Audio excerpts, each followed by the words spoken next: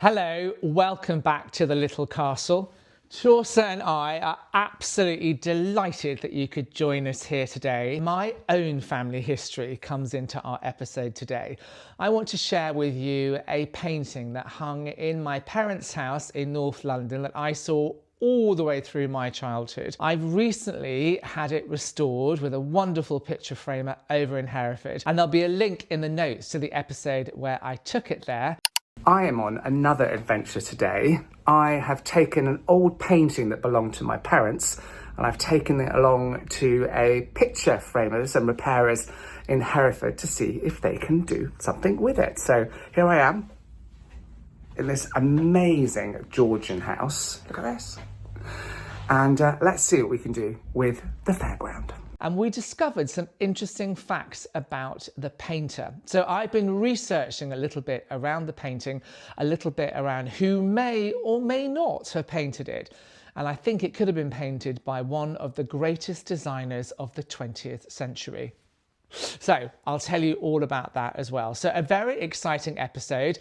And to start off with the painting, we'll have to go back in time to Saturday morning where I was just about to leave for a 2-day Reformer Pilates teacher training course.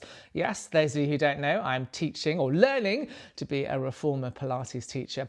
And I was waiting for the painting to be returned. So let's go back in time.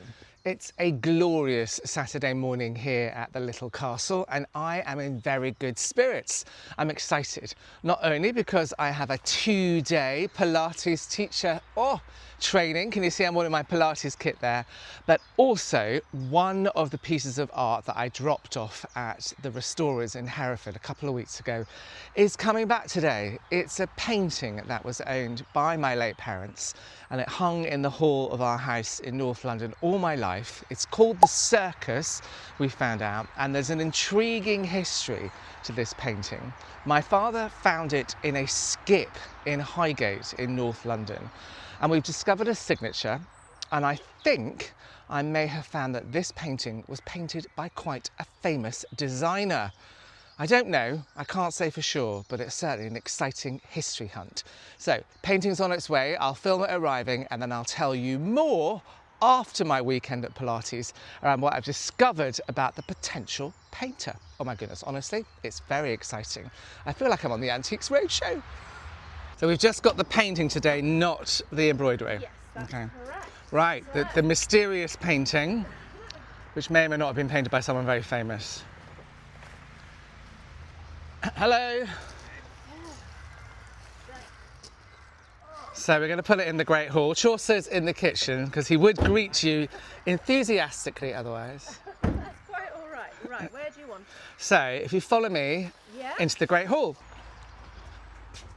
I am really quite excited to see how it's turned out. I'm excited for you to see it. Oh, Chaucer wants to come and say hello. This is beautiful. Oh, thank you. Thank you. Right. We're in here. I thought I'd put it on this table for now. Yeah. And then I'm just about to go off on a weekend residential for my Pilates teacher training. So hence the outfit. Love it.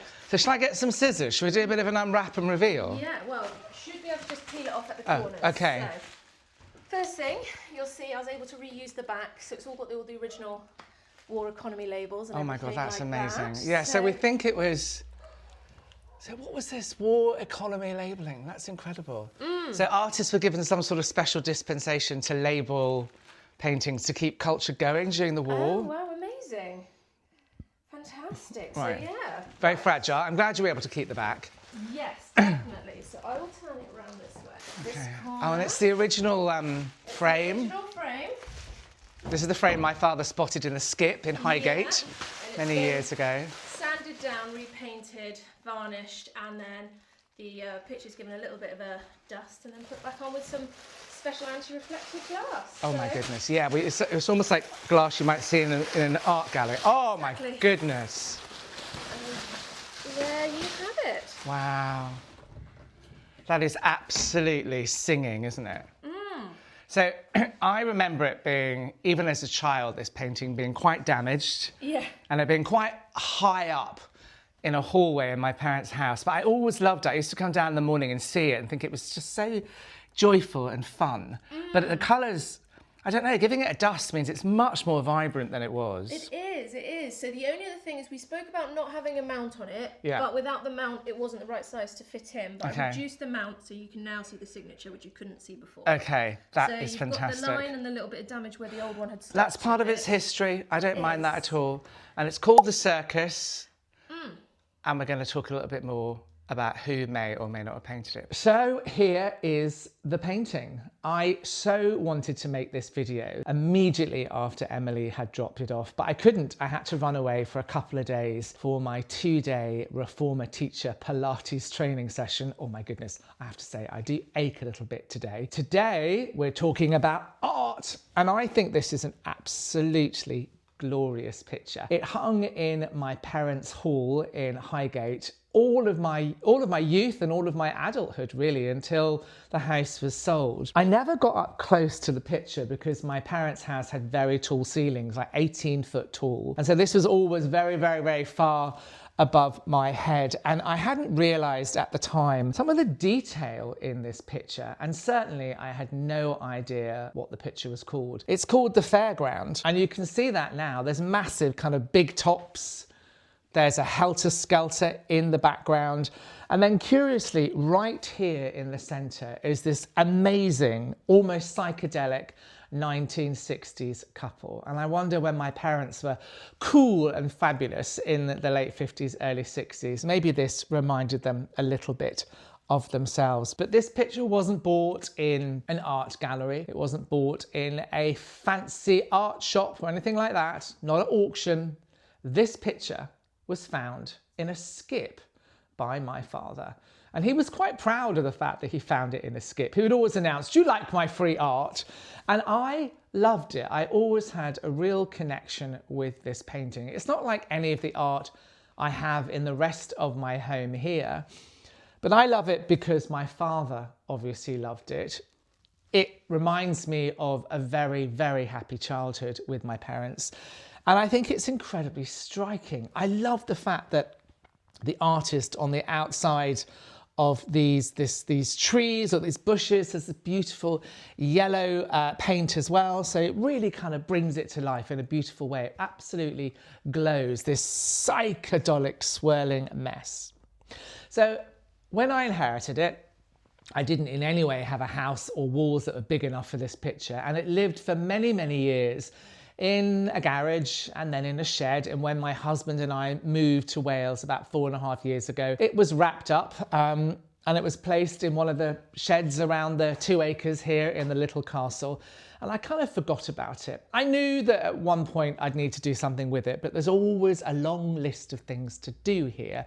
And I decided that would happen another day. But I was driving to Hereford and I saw a sign for Emily Rose Picture Restorers, and I got in touch and she said, "I would love to see your picture." I took it along, and when we were there, we found some incredible discoveries. So are you ready to find out a little bit more about this picture's history? And I think to give you a full, glorious view of the historical trail that I've covered, I'm going to flip this picture around and put it on the back. I love the fact that Emily managed to salvage the frame. So she sanded it down, she repainted it, she gently dusted the picture. Yes, it's got some water damage, but it's much brighter than it was when I was a child. I'm so happy that it's in the original frame. It feels almost like my father has brought it along for me today. Anyway, let me show you the back. It really does reveal something rather interesting, but probably gives us more mysteries that I'm hoping you might help me solve. Right, so this is absolutely fascinating. You'll see here a label. It says War Economy Label, Reuse of Envelopes. Very fragile. Please handle with care. So this starts to date it around the time of the Second World War, and resources were scarce in the 1940s, or at least when this was put together. Resources were very scarce, and it says it's reusing envelopes, reusing paper, absolutely not wasting anything at all. So that in itself, fascinating, interesting, but it gets much more interesting up here in the top right-hand corner. So in the corner here, we start to see name, address, title of the work, and value of the work. So the name is K. Grange.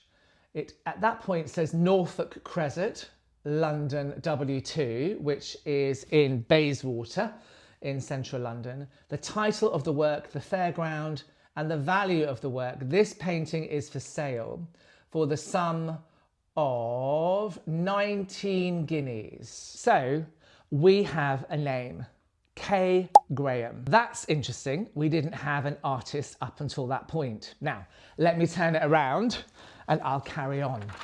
But before we do, you can see Grange is written down here with chalk, quite basic, written on the back here. There's nothing else, no gallery stamps, nothing like this. I suspect this never ended up in a gallery. I suspect it was a fairly early work by someone who then just cleared it out. I suspect the backing might have been reused as well, because the painting feels a lot more contemporary 1960s to 1940s. But K. Graham with the Fairground, that name matches the picture, or it gets really interesting when we find out who Graham might be.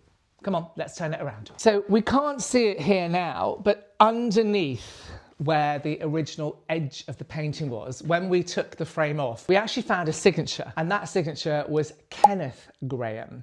So we took the K, Graham, and now we have Kenneth Graham. Okay, that's fabulous. A little bit more historical breadcrumbs for us, but it gets better. I started researching into a Kenneth Graham who had some sort of reputation for visual art, visual display, painter, designer, etc. And the only one I could find was Sir Kenneth Graham, who is an absolute bastion of 20th century design. He designed the Kodak camera. He designed the public telephone in the UK. He designed the first intercity train in the UK. This guy, if it is Sir Kenneth, was one of the leading designers who shaped the visual landscape of the UK. And I suspect that our artist is in fact Sir Kenneth Graham, because he went to art school. He won a scholarship at about 14 and went to Willesden Art School. His style is very visual. I can't find any record of a painting like this, but what I have found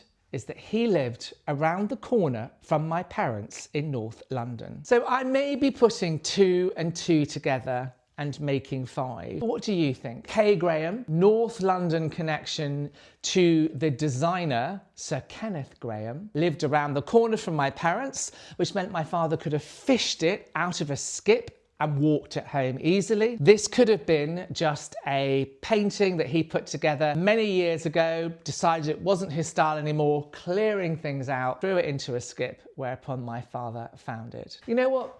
I'll never know, and I'm not sure I really care.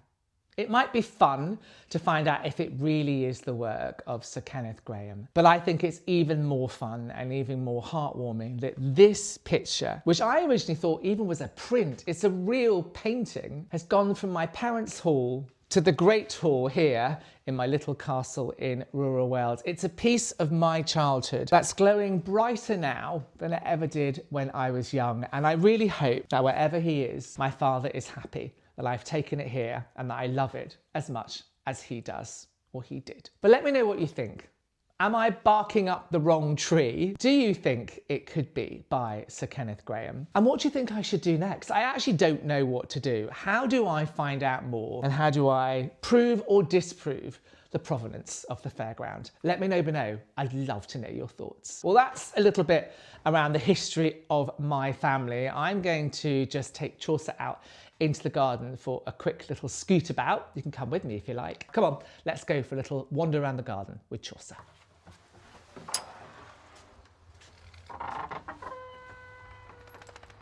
Come on.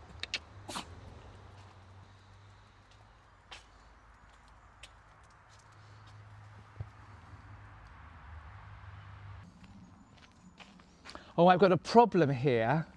This rose has died. I don't know what's happened. It's just by the entrance to the turret. I've no idea. I've always nurtured it. It's the most beautiful tea rose, and I think it's given up. So I've given it a bit of a scratching under here, and I can't see any life. So in a couple of weeks, I'm going to the Malvern show, and I think I'm going to do some research there around what I could put in that bed. But any ideas? Let me know what you think. Come on, Chaucer, let's carry on our little walk.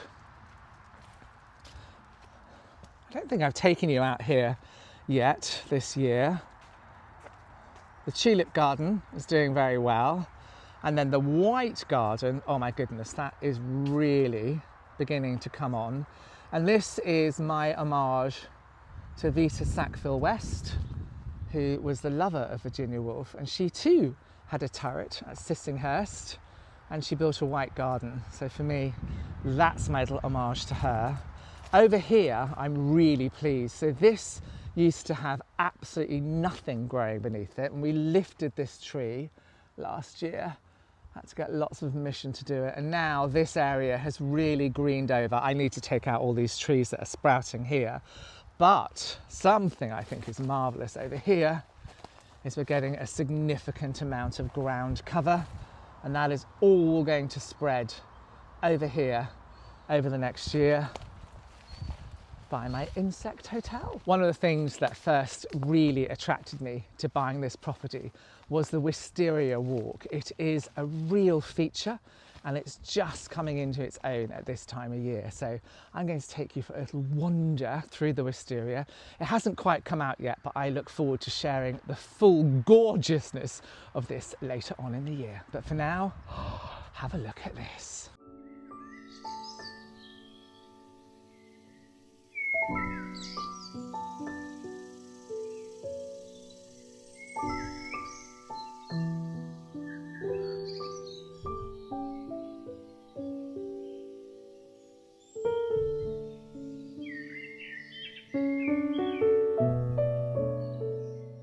Just beginning to come out, and in about a week's time all of this will be hanging with the most glorious wisteria colours, that lovely lilac, and it's beautiful sitting here in the evening looking at the turret. Well, that is all for this week. Thank you so much for joining Chaucer and I at the Little Castle. I'm very, very grateful to you for spending your time with us here, and I particularly want to say thanks to my members who pay a monthly subscription, and they really help me fund and make these videos. Their names are coming up on the screen now. Thank you so much to everyone who supports me, and if you'd like to support the channel a little bit more, please consider joining as a member. Now, next week, by popular demand, I'm going to be talking about the history of this castle.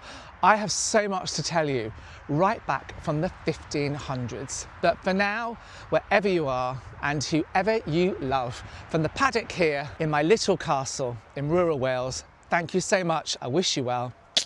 I wish you joy. Take care. Have a wonderful day.